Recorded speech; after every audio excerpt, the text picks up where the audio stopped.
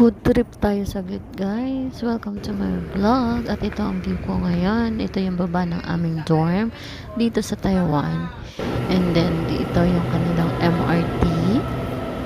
Aantayin mo lang yan siya. Pupunta tayo ngayon. Ito yung train station nila. Pero pupunta tayo ngayon sa Taruko Mall. Yan yung labas ng kanilang train station sa Tansy Station. Ang ganda ng view guys. Pag nag-red na yan siya, ibig sabihin negative na yung load natin. Ha? Kaya ayan. Wow, Kasama ko ang aking Taiwanese best friend. At ito ang Taruko Mall. Magpo-food trip tayo dyan. Ang in-order namin dito is ang Italian for 179 something. 100. Ito is itong new pie na 228. Yan siya.